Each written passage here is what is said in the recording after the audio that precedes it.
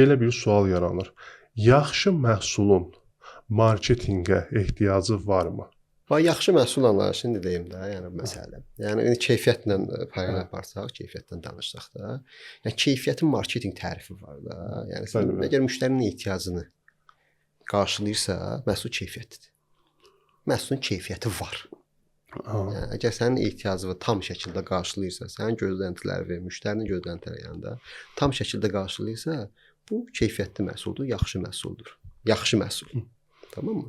Yaxşı məhsul anlayışı, yəni brenddə də bu şəkildədir. Yəni brend yaratmaq məsələsi də. Məsələn, 2 dənə firma var, tutaq ki, Hugo Bossdur və Adidasdır. Aralarında tutaq ki, 40-50% fərq var da. Hansı yaxşı məhsul? Məndən soruşdunuz Boss.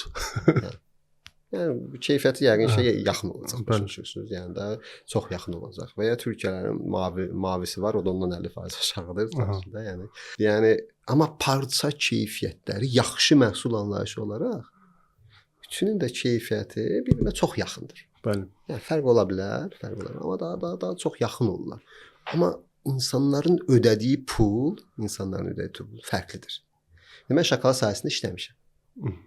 Yəni alış motivləri çox yaxşı anlaşılmalıdır. Məsələn, yoldaş müştəri səyahətini təhlil etməlidir. Orada, yəni ona baxanda mən həmişə elə deyirəm, müştəri səyahətini təhlil edirəm ki, bir məhsulun müştəri səyahəti nədir və orada touch pointlar nədir və hansı touch pointdə toxunuş nöqtələri müştəri ilə mən nələr eləməliyəm?